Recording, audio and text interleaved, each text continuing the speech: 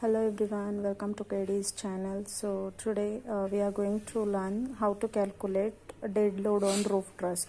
For this purpose, to calculate dead load, we need this all data. As I have explained in my previous video, that is how to calculate the angle of roof truss. So this calculation is also here. So first of all, we have to calculate the angle of roof truss, and then we are going to calculate the length of principal rafter.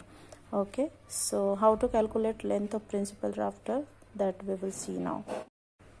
To calculate length of principal rafter, I have drawn one figure here.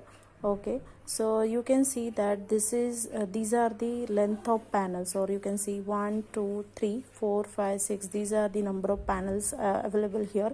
So this is nothing but the rise, and this is half of the length, that is 3 meter, the half of the span.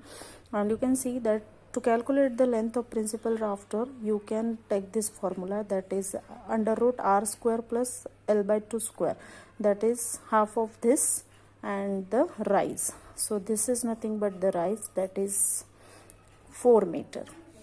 Okay, 4 square plus 6 square. Okay, so now you can see that PR is equals to 7.21. The value comes out to be 7.21 meter. Now half plan area.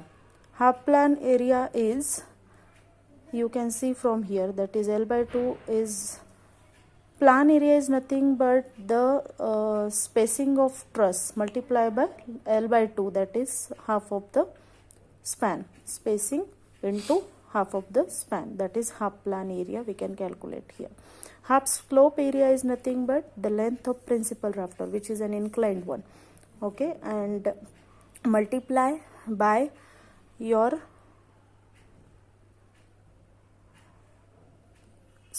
spacing. Okay, that will be the slope area. Okay, so this is nothing but the calculation for dead load. So dead load calculation includes all of these 4 things, that is weight of roofing material. Weight of roofing material is nothing but related to ACC sheet. So in given data, I have assumed that weight of ACC sheet will be 120 Newton per meter square. So that will be calculated on the slope area. Okay. Okay, weight of roofing material on slope area, because ACC sheet weight is 120 and multiply by slope area, that is 21.63. so here it is the value, that value comes out to be 2595.6 Newton. Okay, this is the first thing that we will need to calculate the dead load. Okay, total dead load value is here. To reach this, we need to calculate again 3 important points, that is weight of purlin.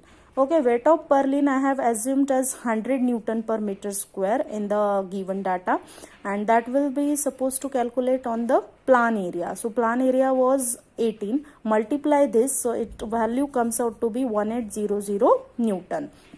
So the third important point is self weight of roof truss, which is an important part. So the formula for calculating self weight of roof truss is 10 in bracket span by 3 plus 5. So the value comes out to be 90 Newton per meter square. So this is in Newton per meter square. Once I'll multiply it with the plan area, because multiplying it with plan area, we will cancel this 2 and it will be remaining as Newton. So in this same way, 90 multiplied by 18, value comes out to be 1620 Newton. So self weight of bracing is 18, that is your again plan area, multiply by 50, which I have assumed as a the weight of bracing. So value comes out to be 900 Newton.